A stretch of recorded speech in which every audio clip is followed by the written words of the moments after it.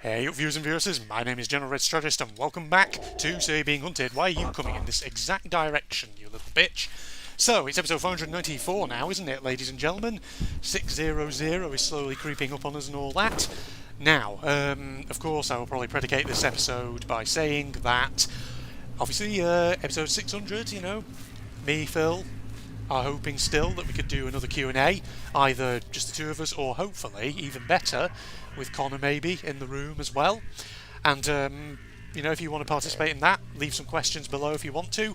I also recently just posted a actual announcement on the community tab, as when I record this. Yep, I'm recording this same day as I posted that, in case anyone's curious. So you can also leave questions over there. You'll also be able to leave questions on subsequent Sir episodes, things like that. So, as always, just leave a comment and leave a note on it that says, here are some Q&A questions, so that, I recognise they are for the Q&A, not for not just generic questions that you want to ask me or anything like that. Because, I don't want to be answering anything preemptively. So, let's see, how many questions we get.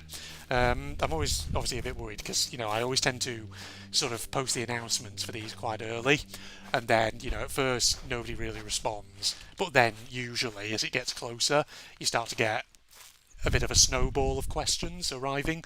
So I was sort of worried that no one's going to ask questions, but hey, I'm sure people will and all that. Now, what is something that is actually on my mind at the moment?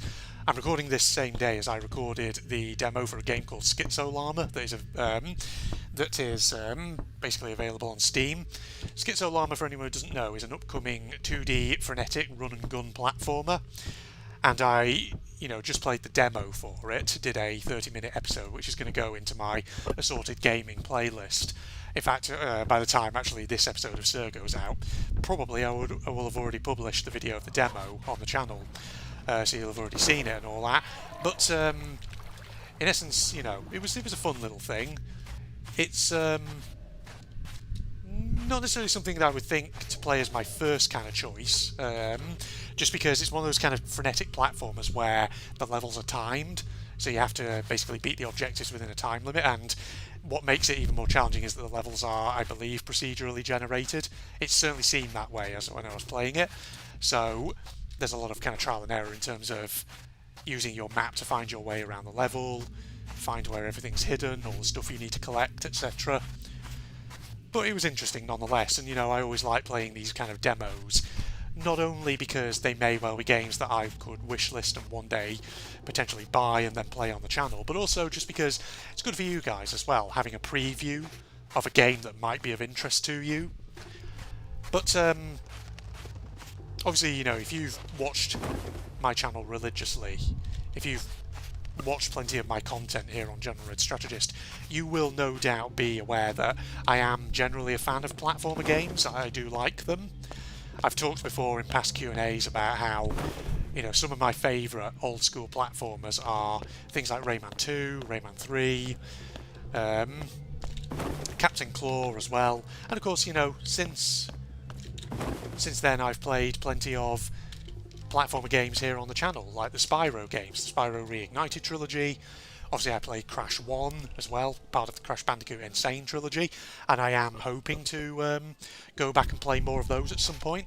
Obviously I played Tomb Raider 1, the original, and Tomb Raider 2 as well here on the channel, and I'm hoping to play Tomb Raider 3 at some point as well. In fact, I've already got the first episode of Tomb Raider 3 recorded. I recorded it a while back, actually, and I haven't played any more of it since. So I need to go back to that as well at some point and play more of it. So yeah, there's definitely going to be more of that in due course. And, there are other sort of random little indie platforms I played, like that Pebbleito demo that I played a while ago, and other things as well. So, I am a big fan of platforming games, and, playing Schizolama and thinking about all the platforming games I played, it just sort of got me thinking about, the mechanics of platforming games. And, the thing about me is, obviously, I'm not an expert in game design. I know, nothing about how to actually make a game. If you ask me, Red, I want you to download some kind of game making software, whether that's Game Maker or I don't know, like Unity, something like that, and make me a game, you know, I'd be at sea. I wouldn't even know where to start with that, because I don't know any programming languages, I don't know anything of that kind, so I would need to learn some kind of programming language, I'd need to learn some kind of 3D modelling as well, which again is somewhere that's a whole field that I have absolutely no knowledge of. So I wouldn't be able to, you know, make you a game, but I like to think that having played loads of games, I still would have an idea of what sort of things I think would be do's and don'ts of platformers, what I personally think that a platforming game, whether 2D or 3D, should include. And, you know, playing that Schizo Llama demo just got me sort of thinking about that. And I think, you know, that's an interesting subject. Because looking back on the platforming games that I've played, both... Jesus. Does anyone want more skulls? It's just a shed full of skulls in there, apparently. No, what I was saying was, you know, thinking about the do's and don'ts of making platformer games, there are certainly certain game mechanics which I think make for a good platformer game. I mean, the thing is, one of the big things that I always remember, certainly from my youth, playing old school 3D platformers, like the old, you know, Rayman 2 and Rayman 3 games, certainly something that platforming games back in the day always sometimes used to struggle with was the camera controls, because usually your camera would sort of operate independently of your character's movement, i.e., you know, turning your character in certain directions wouldn't necessarily turn the in-game camera. And I know certainly Rayman 2 and Rayman 3 as games, sometimes they had difficulties where the cameras would sort of do their own thing a bit and they would sort of work a bit independently of the actual controls of the game, and then other times they wouldn't. So that's always a bit of a challenge, and you know, it's something which I think even some 3D platformers today sometimes struggle with. There's no real sort of answer to it. But probably what you want to do is avoid those kind of situations where your camera just starts kind of doing its own thing as though it has a mind of its own. Probably what you want to do is make sure that the player has some kind of control over it, in essence, which would be very, very helpful. And probably, you know, when your player's actually doing some jumping and things like that, you probably want the camera maybe to be able to sort of snap to behind the character or to an angle that makes the platforming a bit smoother, to put it that way. Oh, there's a fucking landowner real nearby. We want to avoid that now, don't we? So yeah, I mean, I think part of the reason why I liked Rayman 2 and Rayman 3 was because even though their cameras sometimes could be a bit wonky, the thing is, those two games had like a strafe button where if you held it down, it would snap the camera behind Rayman, and thus that just helped kind of make things easy in terms of keeping the camera under a bit of control, especially in Rayman 3 and all that, because the strafe button was always very helpful for some of your combat moves. So that's certainly something that is a good thing, particularly for 3D platformers. Less so for 2D platformers, obviously, because in 2D platformers the camera's always going to be looking at the character from a certain angle. But another mechanic which, come to think of it, I sort of really kind of learned how valuable it was when I was playing Crash 1 not too long ago, was something which a lot of 3D platformers do tend to have, which is a mechanic where if you jump towards a platform but you don't quite make it on, but if you sort of brush the edge of it, your camera, sorry, not your camera, your character will sort of grab on to the edge and then lift themselves up onto the platformer. So it's kind of like a forgiving mechanic where it feels like if your character sort of hits the edge of the platform and it feels like maybe 1 or 2 pixels of them land on it, but then the game thinks that you haven't landed on it and sort of like then glitches you down as though you're falling. There's still like a mechanic that kind of recognises, hang on a minute, no, let's grab onto the edge. Because obviously that was one thing I had with Crash 1 in the Insane trilogy. If you've watched any episodes of that, you'll definitely have picked up on that.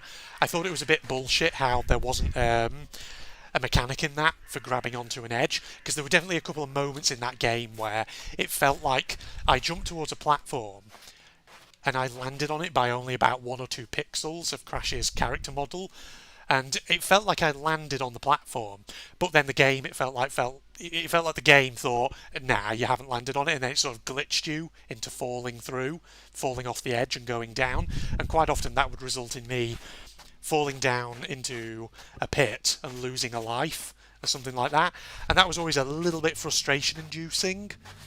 So, if I was a game designer and I was designing a platformer, I definitely would have a grab mechanic where your character grabs onto the edge of the platform, so it doesn't just feel a bit bullshit like the game has thought, nah, you didn't get that, so you're going to lose a life for it and all that. So yeah, that's definitely something I would include, ladies and gentlemen. Another interesting mechanic, though, that some platforming games have, and admittedly I don't think there's many platformer games that I've ever played that have had this mechanic, but double jumping sometimes is a thing which I'm sort of indifferent towards. I mean, if you want to put double jumping into your platformer, then that's fine, you can do, but I'm not too bothered about it myself, unless it's, something that would really, really help with the level design of the game. I don't know. Something that I think is to be decided on an individual case-by-case basis. Something like that, maybe. Because, I don't know, it's like some platformer games, if you're maybe incorporating it as something that your character can unlock as an ability later on, and then it becomes useful for reaching like secret platforms or areas that are hard to reach or whatever else have you, then certainly double jumping can be good. But it's not necessarily a vital necessity, is it, to your platforming game? Oops, someone's having a shootout, Jesus. Alright, get over here. Here. Get that. Boom. There we are. Nice. But I'm trying to think of like other platforming video game mechanics which are interesting or which are definite necessities to have in any sort of platformer video game. An interesting one which, come to think of it, the old Rayman 3D platformers did have, which, I sort of looked at it and thought, what was the point of that mechanic? Was where you could hold down like shift or something, and instead of running, your character would walk. And I think as a kid, I always looked at that and thought, what is the point of that mechanic? But as an adult, I think actually there is a use to that, because in certain 3D platformers, sometimes what can be a bit of a challenge is if you see a certain jump and you think, can I make that jump? Would I be able to do it? So sometimes maybe having a walk mechanic where you can sort of slowly inch your way closer and closer to an edge in order to try and measure your sort of run and jump distance, I think can be quite helpful. Oh my god, I'm getting lag spikes all of a sudden. What is that about? It was doing this last episode, I don't know why. Oh, it seems to have stopped doing them for now, that's fine. Alright, but yeah, that can be a useful mechanic. I think the value of that was really kind of hammered home to me when I played Tomb Raider 1 and Tomb Raider 2. Because obviously those games, the sort of level design, if you sort of look at the levels in those games, the way they're constructed is they're made up of blocks, and the way Lara's character model moves in those old school Tomb Raiders, the way she sort of moves is certain moves will move her a certain number of blocks, so you got to sort of have that kind of walk mechanic, so you can kind of figure out sort of how big of a run-up you might need for certain jumps and things like that, and it was always very, very useful in that regard. So, yeah, like I say, you learn things. The more and more games in a certain genre that you play, the more and more you learn about the design of those games, and therefore what works and maybe what doesn't. Which is always fascinating, yeah. I wonder if looking back on, for example, other genres of video game I've played, whether that be first-person shooters or anything like that, maybe even like RTS games, because I remember playing a lot of those in my youth. So I wonder if I could do similar episodes to what I've done here on other genres like that, in terms of, what makes for good game design, say in an FPS or in an RTS game or whatever else have you. But those are ideas that maybe we're thinking about for future episodes and all that. So yes, I was thinking about just making this a short podcast style episode today. How long have I been recording for so far? Probably not that long. Maybe just keep going for another couple of minutes, just to make sure that it is at least 10 minutes long. I'm not thinking about necessarily completing this map that I'm on at the moment in terms of finding all the device pieces, because I've just been doing sort of podcast style episodes, that is. Also, you can probably tell from the fact that I'm really breathing in deep at the moment that the weather is still very warm here in the UK at the moment, as of when I record this. I got my fan on in the background as well. I got myself a cup of tea here, but I haven't actually taken any sips of it yet because I'm waiting for it to cool down a bit. Because, good lord, every time I drink tea, I just feel like I get hotter and hotter. But I've got to drink some tea because I need to use up some of my milk. Because technically, it's my milk bottle is a couple of days past its use by. I mean, it's still drinkable at the moment and all that, which is not too much of a problem. But the thing is, as I'm going to record this at the moment, actually the weather forecast says that in this upcoming week, the temperatures are supposed to get a bit cooler, with potential for rain and thunderstorms. So I'm kind of hoping that that does come to pass, because usually that just clears the air out a bit. Then afterwards, it gets sunny again usually, but it's at least a bit cooler. The problem with these last few days is that there hasn't really been... It's been very sunny and very warm, but there hasn't really been any wind. There's barely been much of a breeze, and of course when you have your windows open in your house, that's the problem, because it means that heat's coming in, but there's no real airflow, so the heat isn't constantly being moved along, which always makes it a bit worse. So yeah, hopefully the weather will cool down a bit. Hopefully it'll stay sunny, but just a little bit cooler. Alright, I'm going to wrap up here. Facebook and links down below, along with the link to my propagandist channel for anyone interested. And if you enjoyed, a like is of course always appreciated. But other than that, I'm signing off now. Goodbye everybody. Could have fucking run me over, dick!